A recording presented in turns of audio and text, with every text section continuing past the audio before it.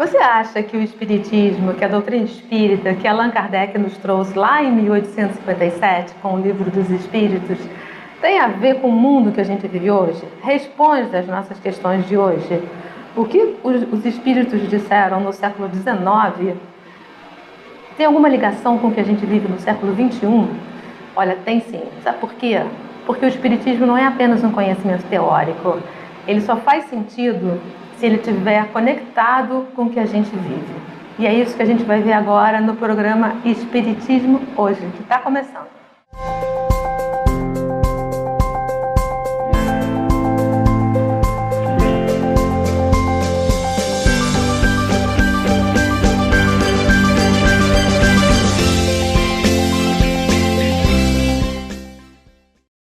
O nosso programa de hoje tem como tema a violência. Mas aí a violência, a gente não vai só falar de segurança ou da falta dela, ou de uma violência física. A gente vai falar sobre uma segurança no sentido mais amplo, que inclui o quê? Inclui racismo, inclui prostituição, inclui desrespeito. E para falar sobre esse tema, nada fácil, a gente tem como convidada a nossa Cristina Barreto. Bem-vinda, Cristina. Muito obrigada. A Cristina, eu vou ter que ler porque ela é muita coisa, então vou usar aqui uma colinha. A Cristina é professora, é pedagoga e coordenadora do setor educacional da Obra Social Antônio de Aquino. E para conversar sobre esse tema com ela, que aliás o tema foi sugerido por esses dois jovens, estou aqui com a Lorena Camille dos Santos. Tudo bem, Lorena? Bem-vinda. A Lorena tem 13 anos.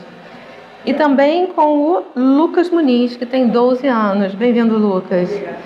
Então, eu vou começar, como eu sempre começo, lendo uma questão do Evangelho, para dar um ponto de partida para esse tema que é tão amplo e, na realidade, ele é eterno. O capítulo é 17, o item é Sede Perfeitos, e eu vou falar um trechinho, porque é muito extenso, do homem de bem. O verdadeiro homem de bem é aquele que pratica a lei de justiça, de amor e de caridade, em sua maior pureza. Tem fé no futuro e por isso coloca os bens espirituais acima dos bens temporais. O homem possuído do sentimento de caridade, de amor ao próximo, faz o bem pelo bem, sem esperança de recompensa, retribui o mal com o bem, toma a defesa do fraco contra o forte e sacrifica sempre seu interesse à justiça. Cristina, a gente tem um longo caminho pela frente, né? Porque a gente está falando de violência e aqui está a descrição do homem de bem. Sem dúvida. O que você pode dizer sobre isso? Qual é a visão espírita sobre a violência nessas vertentes que a gente conversou? De que maneira que o espiritismo e a visão espírita do mundo, do homem, pode nos ajudar não só a viver, mas a combater essa violência que a gente vive hoje em dia?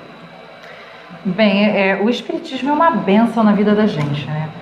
É uma bênção porque ele nos mostra o quanto que nós temos de especial, o quanto que nós temos assim de vida, porque nós, como educadores que somos, não só os educadores formados, os educadores que trabalham nesse sentido, mas todos aqueles que são educadores, por quê? Porque tem em sua volta pessoas e o que ele está trazendo está envolvendo, está exemplificando, está sensibilizando. Então nós somos espíritos imortais, né? E como espíritos imortais, nós entendemos, geralmente nós esquecemos que nós somos espíritos imortais. Geralmente para nós só é o aqui e o agora. Mesmo para o espírita que se vê, que sabe que é um espírito imortal, muitas das vezes ele esquece disso, porque o aqui e agora é muito forte. Então, se nós somos espíritos imortais, nós temos que ampliar esse olhar, né? Esse olhar que a gente tem de nós, daqueles que nos cercam, do mundo. Isso não é uma tarefa muito fácil, né? É o dia a dia, é o estudo, é o convívio, é o ouvir, é o parar para ouvir. Quando a gente está com os meninos, com os jovens, né? Como a gente trabalha na obra social, com criança, com jovens, com adultos, com idosos. Então, é o parar para você ouvir, para você compartilhar, você entender que você tem para dar, mas você tem muito que aprender, você tem muito que trazer. Isso é que é muito importante, é a gente ter esse momento de compartilhar.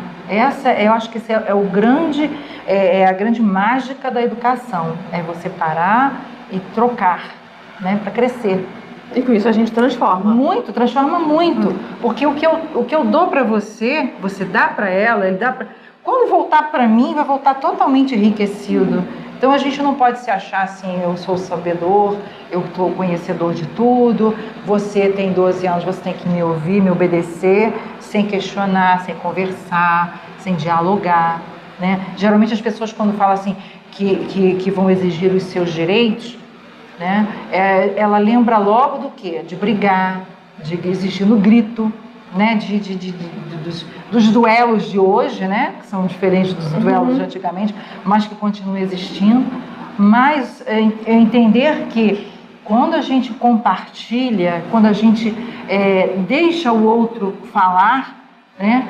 E quando a coisa é diferente do que eu acho, aquilo me incomoda, porque eu sou a dona da verdade, e que ele diz, o que ela diz, o que o outro diz não tem valor. Então, quando eu paro e a gente começa essa troca de, mas por que é assim? Por que você acha que é assim? Mas não poderia ser desse lado, não poderia ser. E a gente vai construindo, né, aquela questão que justamente é o que o espírito precisa. Não preciso receber nada pronto, porque você está num momento evolutivo, eu estou no outro, ele está em outro, e não é porque ele é jovenzinho que quer dizer que ele não esteja acima de mim nas suas conquistas, nas suas descobertas. Não, por isso que é importante a gente, principalmente quando a gente trabalha com criança, com jovem, com pré-adolescente, é você ouvir, você trocar, porque eles têm muita coisa boa para dizer. Às vezes eles falam assim, eu não sei como é que eu falo, né? Às vezes dá aquela coisa, não sei como é que eu troco isso. Aí a gente, não, mas fala o que você está pensando do jeito que é, né? Igual criança quando está alfabetizando, não, escreve do jeito que você sabe. E aí você vai se sentindo assim mais, né? Porque quando você trabalha com criança, com jovem, o ser humano em geral, você tem que criar aquele laço de afeto, de empatia. E eu vou aproveitar, deixa para que a Lorena faça a pergunta dela, que é uma pergunta importante. Quando um adolescente ou um jovem vai pra balada com suas amigas e, aí pega vários meninos, isso é um jeito de prostituição? É uma violência. Será que isso é uma violência, né? Veja bem, é tudo muito cultural, né? E conforme o passar do tempo, essas culturas vão mudando, vão se transformando, né? E às vezes a pessoa não para refletir, né? O que 30 anos, 40 anos atrás era uma coisa proibida, né? Hoje passou para o outro lado, é uma coisa liberada demais. Então, antes você era proibido. Hoje, se você não fizer aquilo, você já é vista de aquela ali, a careta, é boba, não sei o quê. Então, o que a gente tem que fazer? Você me pergunta se isso é uma violência. Aí vamos pensar, seria uma violência? Eu estou me violentando, eu estou violentando o outro? Eu estou fazendo aquilo por quê? Porque eu acho aquilo interessante? Ou porque os coleguinhas todos fazem e está na moda, e se eu não fizer, eu vou ficar assim, né, de lado, porque vão dizer, ia lá, é bobo, não sabe o que é bom. Mas se eu estou fazendo aquilo só para agradar o outro, eu também estou violentando a mim. Então, por isso que é muito importante a gente dialogar sempre, conversar, ouvir o mais velho. Às vezes pensa assim, esse pessoal mais velho é careta, não vai dizer o quê, ele não sabe de nada, né? Tudo. Mas o que ele tem para dizer? Claro, ele vai dizer do jeito dele, né? De acordo com a educação que ele recebeu, na época ele era jovem. Aí a gente vai refletir. Não pode dizer assim, minha mãe falou que isso aí, não quero nem ouvir. Não, a gente vai refletir, ela falou isso. Ou será que ela tem razão? Deixa eu pensar. Aí observa o fulano, observa o ciclano, o coleguinha que vai, qual é o outro o que ele está fazendo? Será que aquilo é legal? E aí entra o diálogo interno também, diálogo, né? Aí você começa, poxa, eu sou um espírito imortal. É lógico que a gente sempre esquece isso, como eu falei assim, porque é uma coisa que a gente esquece mesmo, né? E a gente pensa assim, poxa, vamos pensar, vamos refletir.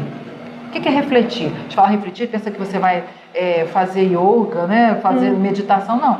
Pensar mesmo, isso aqui é legal para mim? Isso vai me fazer feliz? Fazer perguntas, né? Isso vai trazer uma coisa bacana para minha vida? Isso vai me acrescentar em alguma coisa? Ou eu estou fazendo só porque a minha coleguinha que eu acho legal, que eu acho, né, que é a social da escola faz, aí eu quero ser igual a ela, para ser social que nem ela. Então, mas aí eu não paro para refletir, para pensar, né? Para pô, isso é mesmo. Aí eu falo assim, pô, você não vai? Não vou porque eu não quero, não gosto, não acrescenta em nada. Porque todos nós somos educadores. Eu educo a mim, eu educo o outro. Eu tenho que entender que as escolhas, nós somos livres para fazê-las, qualquer escolha. Mas toda escolha leva a gente a um resultado, e aquele resultado é obrigatório. Agora, eu vou te fazer uma pergunta. O que você acha disso, Lorena? Eu acho que a menina, às vezes, faz isso por causa das amigas dela. Então, a Cristina está falando. Porque as amigas incentivam e, tipo, tem aquelas também que são rígidas, que falam que se não fazer não vai ser mais amiga. Aí começa a parte do bullying. Sim, sim. E por dentro ela fica magoada e não quer perder as amigas delas.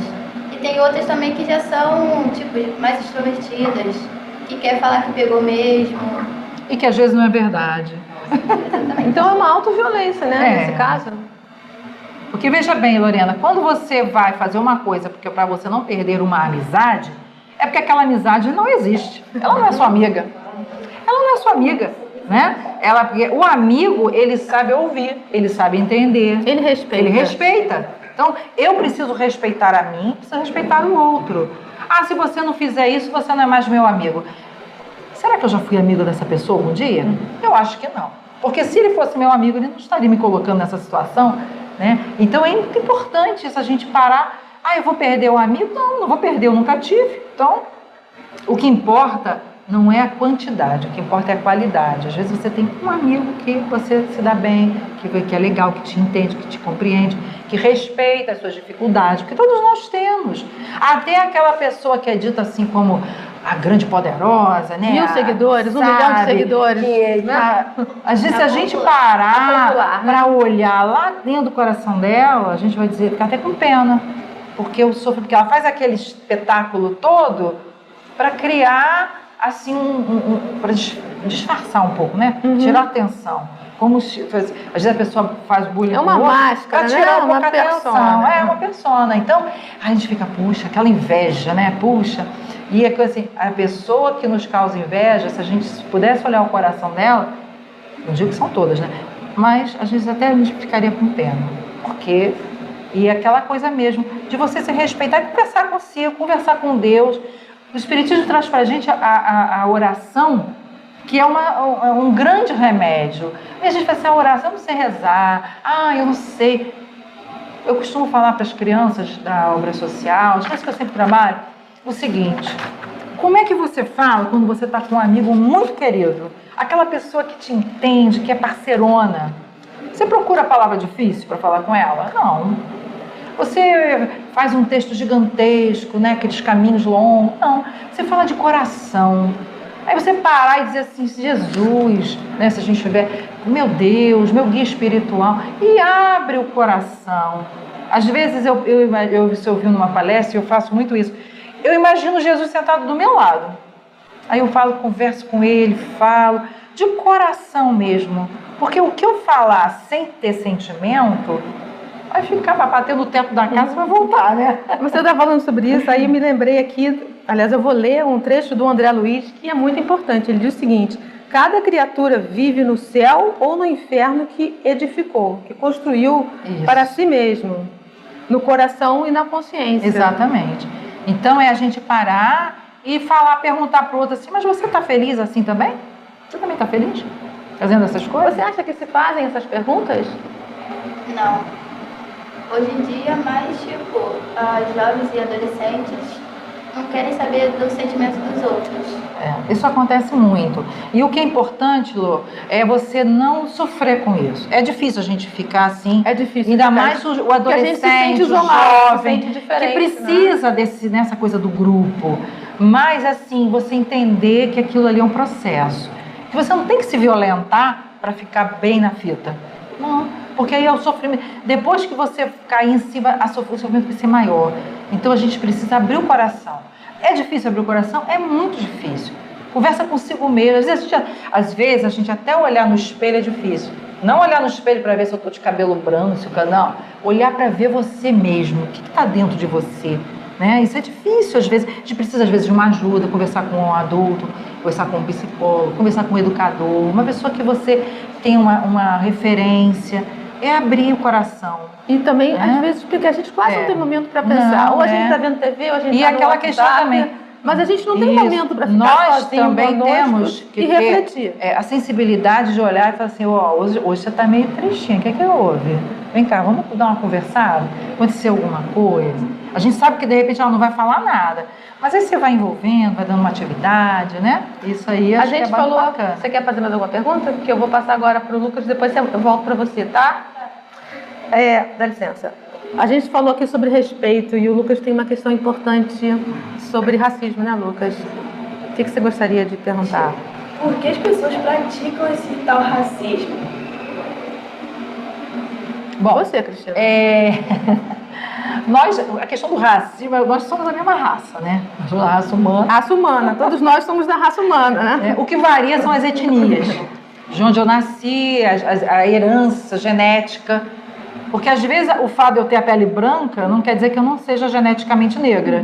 Né? Às vezes as pessoas fazem muita... Porque olham o exterior, né?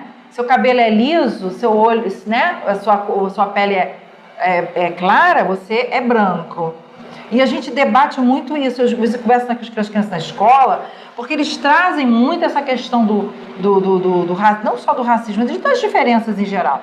Mas essa questão assim das diferenças étnicas, né? Culturalmente, o Brasil ele é um país onde o negro sempre foi muito maltratado, sempre foi muito escravizado. Certa vez eu fiz um trabalho com umas crianças e eu trabalhei com eles os príncipes e as princesas da África. Depois que a gente leu um livro, né, sobre as princesas da África, e eu trabalhei com eles. Olha, aquilo foi de uma emoção tão grande, porque eu levei uma silhueta preta, numa cartolina preta, e eles tinham que inventar o seu príncipe e a sua princesa. Com purpurina, com aqueles materiaizinhos todos que a gente faz. E foi uma emoção tão grande, porque eles entenderam, a primeira vez que eles clicaram, que o negro não é sinônimo de escravo, que o negro é sinônimo de uma etnia. E eles já tinham lá na época, né, aqueles da África, os reis, os príncipes, as princesas, o agricultor, o trabalho, como todas as... E a gente uma cultura rica. Uma cultura de uma riqueza, que eu amo de paixão. Com certeza já estive lá no lado dos lados da África, porque eu amo tudo que é da África. E a gente tem aquela coisa assim, não, mas eu vou olhar porque o cabelo é o não sei o quê, o tipo de pele, o tipo disso, o tipo de aquilo, e a gente acaba olhando só o exterior. Mas isso é muito forte, né? É uma cultura muito forte. E como é que a gente faz para quebrar isso? Porque quebrar esse paradigma é difícil, né? Porque aí, junto com essa questão, vem a questão da pobreza, né? Vem a questão do eu não posso, eu não consigo, não é para mim, não estou de acordo com o que eu, né? Eu não tenho capacidade. E a gente, às vezes, perde uma preciosidade, porque a gente se deixa levar. Na obra social, quando a gente trabalha com as crianças, com as mães, né? Esse fundamental é essa valorização desse espírito imortal. Não dessa pessoa que está naquela situação momentânea, mas ele entender que ele é muito, mas muito mais do que aquilo. Ele não é só aquilo. Então, é trabalhando autoestima, trabalhando o reconhecimento de si mesmo, trabalhando a sua educação interior, a sua valorização. Eu não sou melhor do que ele, nem ele é melhor do que eu, porque nós somos espíritos individuais. Eu nunca vou ser melhor do que ele, nem ele vai ser melhor do que eu. Em situação nenhuma, cada um tem a sua história, cada um tem a sua conquista, suas derrotas, né? O que vai vir, o que não vai vir. E isso é que é lindo na diversidade. Essa diversidade, essas conquistas, essa elaboração. E quando a gente trabalha com eles, a gente entende que às vezes o espírita vem com aquela coisa, não, porque eu vou ajudar, porque eu estou numa... Não, a gente está aqui, a gente está no trabalho, na casa espírita, na obra social, para unir. Eu vou aprender com você, vou aprender com a Lorena, vou aprender com ele, e eles vão aprender comigo, e essa troca que é assim, que nos transforma em pessoas muito melhores. Então eu até convido assim, os jovens que já estiverem com assim, uns 16 anos, assim, que possam começar com um trabalho voluntário, para que eles comecem a ver o mundo de outra maneira, de entender que ele pode trazer muita melhoria, que ele pode sim e deve ser ouvido. E se o outro não quiser ouvir, a gente com carinho e amor vai se fazer notar. A gente precisa ouvir o jovem, ouvir a criança, mostrar para ele que eles são capazes de tudo e que eles são... eles têm com eles a transformação do mundo, é o futuro, Mas que a gente não conquista isso brigando, a gente não conquista isso destruindo, dilacerando o patrimônio público, não. É através do demonstrar a atitude, a nossa atitude. E a gente precisa entender que todos nós educamos, todos nós.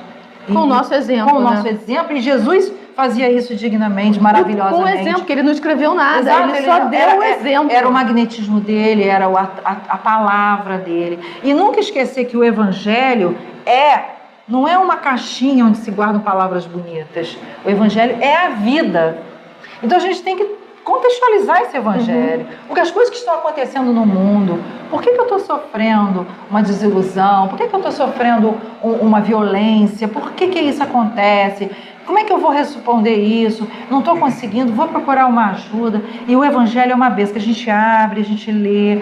Não são palavras mortas, bonitas e guardadas como um livro, como um belo livro de poesia, onde fica... Não, é uma palavra viva. E a gente tem que usar essa vida que é o Evangelho. Ele tem vida, é um livro vivo. E isso que você me falou me lembrou também relacionado ao que o Lucas disse, porque os espíritos dizem que os maiores problemas da humanidade é o orgulho e o egoísmo. O orgulho. Racismo, tal racismo tem a ver com isso, porque são pessoas que são orgulhosas e egoístas. Orgulhosas porque se sentem melhores do que os outros. E egoístas porque pensam no seu bem pessoal. E isso está ligado, A gente tem faixas de evolução.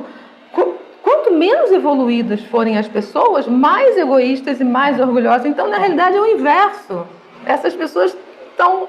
As pessoas que são menos egoístas e menos orgulhosas, elas estão num patamar de evolução muito maior. E aí não importa a cor que tem. Você falou uma coisa interessante, menos egoísta, porque todos nós somos. Todos nós somos egoístas, nós somos orgulhosos, nós somos vaidosos. A gente está trabalhando. A gradação. A gente está trabalhando isso. A gente está melhorando. Uma coisa está melhor, outra já está lá embaixo, eu tenho que trabalhar, eu vou subir aquilo ali. E a gente vai trabalhando isso na gente. E é sempre olhar o outro como aquele que tem potencialidade. Me dói muito quando eu vejo assim, uma criança na rua, um jovem portando uma arma, um jovem delinquindo de alguma maneira. Porque e a gente com aquele preconceito, com aquele olhar de superioridade, isso me dói muito. Por isso que a gente tem que estar sempre pronto a trabalhar na educação, a trabalhar com jovens, com crianças, com idosos, com os pais, mostrando para eles que com essa ferramenta maravilhosa que é o Espiritismo, porque eles mostram para a gente um Deus bom, amoroso, justo, um Deus que é educador e que está do nosso lado, não está lá no alto. Gente. Pessoal, vocês querem fazer mais alguma pergunta? Não? Lucas, não? Então, antes de passar para as suas palavras finais, eu me lembrei, a gente está falando sobre violência, e a sensação que a gente tem é que o mundo está muito mais violento do que era. Tem um livro muito interessante chamado Os Anjos Bons do Mundo, Os Anjos Bons da Minha Vida. Esse livro é dessa grossura, mas ele mostra o seguinte, ele faz uma história da humanidade, ele mostra que o mundo nunca esteve tão menos violento. É verdade. O mundo já foi muito mais violento do que era antes. É verdade, nossa. Mas por quê? O que a gente ouve de notícias, a gente só ouve as notícias, a quantidade de notícias sobre violência que a gente ouve é muito maior do que a quantidade de coisas boas. Quantas coisas boas que vocês fazem, que aqui que a Cristina faz aqui nessa obra social dela, de educação maravilhosa. E, no entanto, isso não é tão divulgado. A gente só ouve as coisas ruins. É porque o mal é audacioso e o bem é tímido. O bem é tímido, mas na realidade a gente tem que ficar atento a isso. O mundo vive hoje o seu momento de menor violência, né? Com certeza. Então, não vamos entrar numa onda e aquela de que questão tá tudo assim da perdido. gente, o nosso mental, né, e ir limpando essa coisa, né? A gente pode contribuir dessa forma. Contribuindo, né? nosso jeito de pensar, né? A gente entender que é tudo um processo. Eu ainda não consegui, mas eu vou conseguir. Suas palavras finais, Cristina. Bom, gente, eu vou fechar aqui com uma frase do Herbert de Souza, o Betinho. Quem não conheceu o Herbert de Souza, os mais jovenzinhos não conheceram, porque ele já desencarnou há um tempo de vítima da AIDS, porque ele era hemofílico e ele contraiu a AIDS fazendo uma transfusão de sangue. E ele trabalhava muito pela causa, né, das pessoas que passavam fome, e tinha um trabalho maravilhoso. E embora ele dizia que era ateu, né? Embora ateu, ele era mais religioso do que todos nós juntos, né? E uma frase que eu amo muito, que diz assim, gente: se não vejo na criança uma criança, é porque alguém a violentou antes. E o que vejo é o que sobrou de tudo que lhe foi tirado. Essa que vejo na rua, sem pai, sem mãe, sem casa, cama e comida, essa que vive a solidão das noites, sem gente por perto, é um grito, é um espanto. Diante dela, o mundo deveria parar para começar um novo encontro, porque a criança é o princípio sem fim e o seu fim é o fim de todos nós. Obrigada. Obrigada, Cristina. É isso, pessoal. Nosso programa também de hoje chegou ao fim. Eu espero que a gente tenha contribuído de alguma forma para esse debate que é tão importante e fundamental. E que certamente a gente vai voltar a ele. E esses jovens aqui fizeram perguntas bem interessantes e que, evidentemente, as respostas não se esgotam. O nosso programa, o Espiritismo Hoje, ele vai a casas espíritas, conversar com a mocidade, com um entrevistado. E se você quiser entrar em contato conosco, o nosso e-mail está aqui embaixo, é hoje@espiritismo.net. Tchau!